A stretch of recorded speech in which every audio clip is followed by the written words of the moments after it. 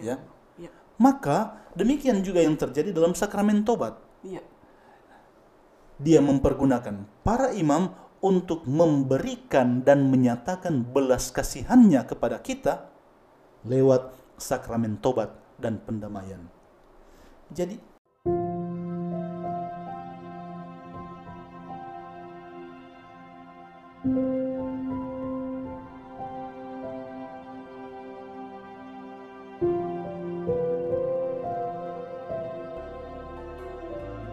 Halo Sobat Komsos yang terkasih, selamat datang dalam program Ruke, Ruang Katekese Komsos Keuskupan Manokwari Sorong. Ruke kali ini kita akan membahas tentang sakramen, tobat, dan pendamaian. Baik Romo, selanjutnya tahun ini dicanangkan sebagai tahun suci Yubelium ya Romo ya? ya. Apakah ini ada hubungannya dengan tahun Yobel sebagai tahun pembebasan? Mungkin bisa Romo jelaskan kepada Sobat Komsos. Nah, ya tadi bilang tahun Yobel. Iya. Kita tahu bersama bahwa dalam kitab suci ada tahun Yobel, Iya. tahun pembebasan. Setelah 49 tahun bekerja, Iya. pada tahun ke-50 budak-budak harus dilepaskan, tanah pertanian tidak boleh dikerjakan. Itu istirahat. Istirahat. Bumi dibiarkan untuk bernafas. Nah, Iya. tahun Yobel dilakukan 50 tahun sekali. Ya, pada tahun setelah 7 kali 7, Iya. 49 tahun ke-50 tahun istirahat. Tahun Yobel. istirahat ya Romo. Nah, dalam data yang ada, Paus Bonifasius ke-8 pada tahun 1300 mencanangkan perayaan Yubelium, dan dia merencanakan untuk melaksanakan itu 100 tahun sekali Iya. sebagai tahun pembebasan, tahun pemulihan. Nah, tahun Yubelium itu satu periode khusus dalam gereja Iya. di mana belas kasihan Allah yang berlaku 1 kali 24 jam, 7 hari seminggu, 366 hari dalam setahun. Belas kasihan Allah yang berlaku sepanjang hidup, sepanjang tahun, sepanjang waktu, secara istimewa dinyatakan secara lebih kentara Iya. dalam tahun Yubelium. Nah, tahun Yubelium ini memang mulanya dirayakan ya 100 tahun, dimaksudkan 100 tahun, tapi pernah satu waktu dirayakan untuk setiap 33 tahun sesuai dengan usia Yesus. Tapi kemudian sejak tahun 1470 pada abad ke-15 itu Iya.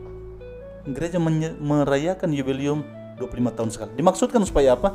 Supaya sekurang-kurangnya setiap generasi mengalami satu kali Yubelium, di mana belas kasihan Allah dirasakan, dialami secara lebih konkret.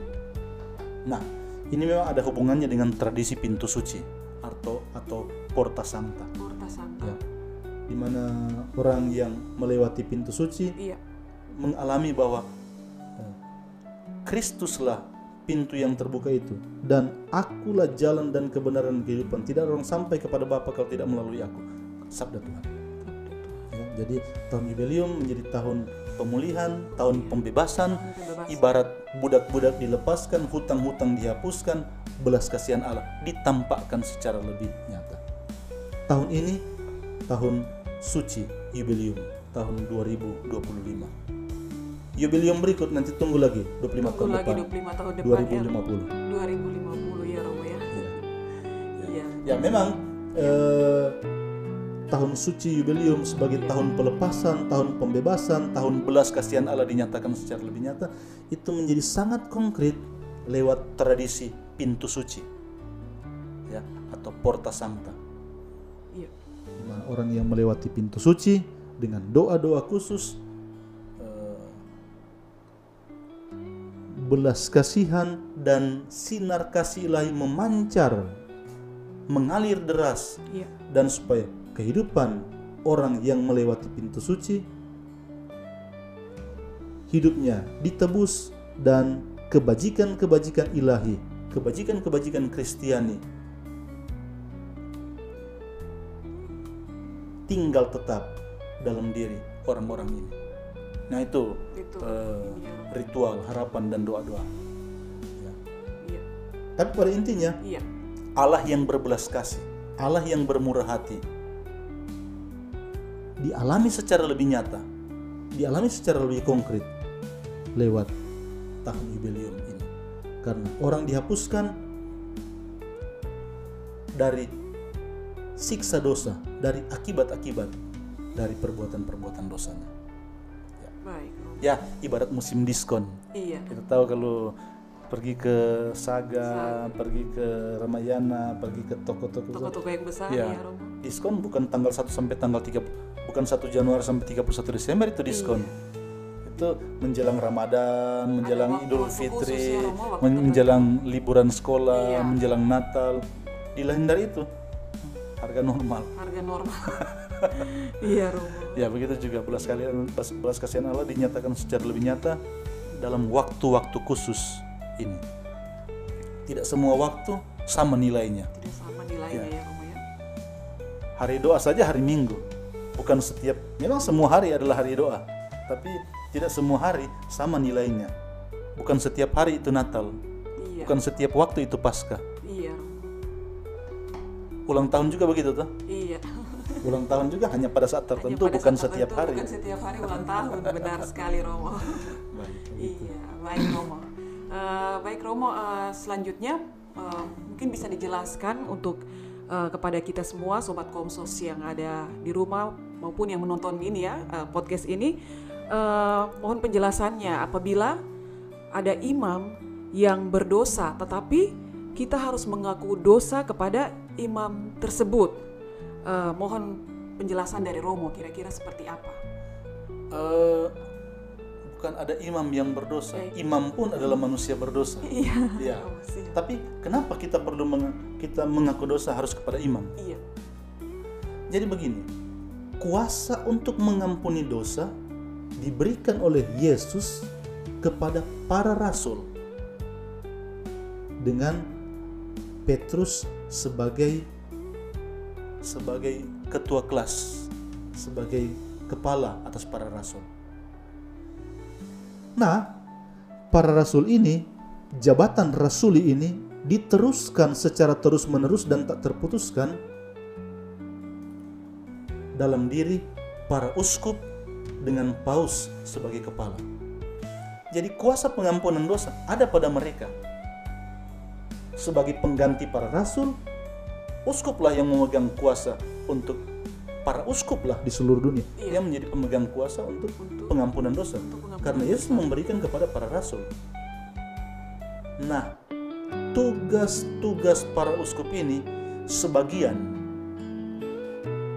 dibagikan kepada para imam. Itulah sebabnya kenapa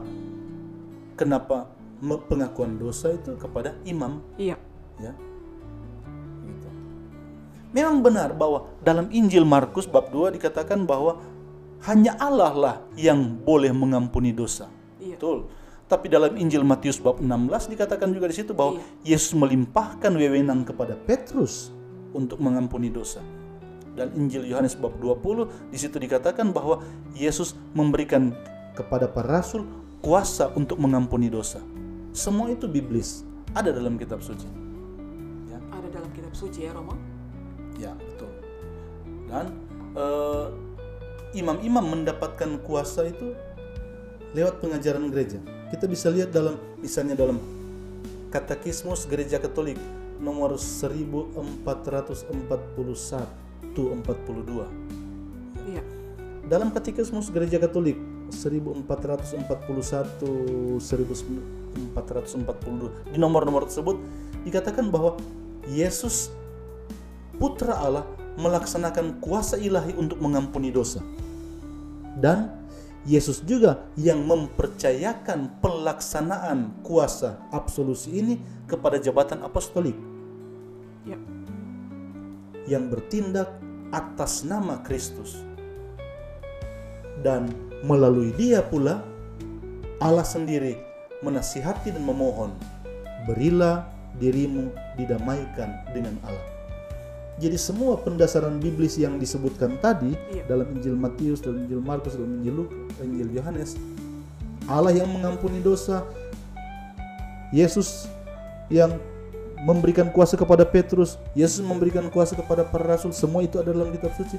Dalam Katekismus Gereja Katolik nomor 1441, 1442 memang diulangi tentang hal itu. Ya. Jadi bahwa Yesuslah yang melaksanakan kuasa ilahi itu, dia menyerahkan kepada Petrus, kepada para rasul, dan bertindak dalam nama Kristus, bukan bertindak atas nama pribadi. Ya. Nah, dengan itu pula Allah seolah-olah mau bersabda kepada orang-orang, berilah dirimu didamaikan dengan Allah. Sebagaimana dikatakan dalam 2 Korintus bab 5. Ya. Iya. Nah, lewat upacara tabisan, jabatan apostolik para rasul secara resmi diteruskan oleh para uskup. Iya. Imam adalah pembantu uskup. Sebagian dari tugas-tugas yang diemban oleh uskup dibagikan kepada imam. Salah satunya adalah kuasa pengampunan dosa. Inilah yang dalam gereja Katolik biasa disebut yurisdiksi. Kuasa dan kewenangan yang dimiliki oleh uskup dibagikan sebagian untuk imam. Nah, para rasul tidak dapat membaca pikiran dari setiap orang. Para rasul tidak bisa membaca isi hati manusia. Satu-satunya cara untuk mengetahui apa yang harus diampuni dan apa yang harus dipertahankan adalah orang yang bersangkutanlah yang harus menyatakan atau memberitahu dosa-dosanya itu. Nah, Yesus menetapkan struktur penting dalam sakramen, yaitu ia menggunakan para imam untuk memberikan tubuh dan darahnya kepada kita dalam misa. Maka demikian juga Yesus menggunakan para imam untuk pembaptisan orang-orang. Pembaptisan orang-orang Ya. Maka demikian juga yang terjadi dalam sakramen tobat. Dia mempergunakan para imam untuk memberikan dan menyatakan belas kasihannya kepada kita lewat sakramen tobat dan pendamaian. Jadi Allah memakai bahasa manusia, artinya Allah memakai cara manusia, artinya Allah memakai jalan yang bersifat indrawi, yang dapat dilihat, dapat didengar, dapat dibaui, dapat disentuh, dapat dirasakan oleh indra-indra manusia. Ya. Allah bukan bicara bim salah bim. Bukan bim salah bim ya Rob. Ya. Iya. Begitu. Itulah sebabnya kenapa mengaku dosa kepada imam.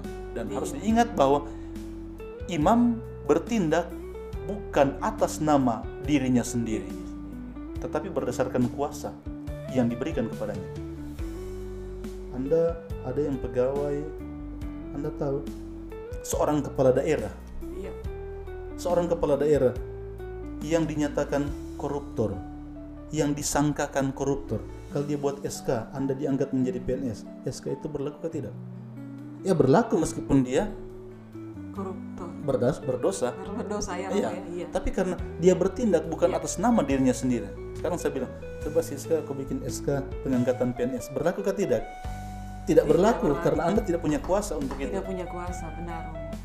Iya. Kalau rakyat memberikan kewenangan kepada Anda untuk menjadi pemimpin eksekutif, Anda mempunyai kuasa untuk itu. Tapi kalau kuasa itu sudah berakhir, tidak punya kuasa lagi. Tidak punya kuasa lagi ya Romo ya. Gitu. Jadi demikianlah imam bubertindak bukan atas nama dirinya sendiri, tapi karena kepadanya diberikan kewenangan dan kuasa. Terlepas dari keadaan pribadinya. Karena sakramen bukan bergantung pada keadaan pribadi pelayan. Meskipun sangat dituntut bahwa pelayan-pelayan sakramen hendaknya hidup seturut dengan kebajikan hidup Kristiani. Baik Romo, selanjutnya bisa dijelaskan kepada saya dan tentunya teman-teman sobat-sobat Komsos yang menonton podcast ini, bagaimana cara mengaku dosa, rumusannya, tata geraknya, dan tempatnya. Bisa Romo jelaskan untuk teman-teman sekalian?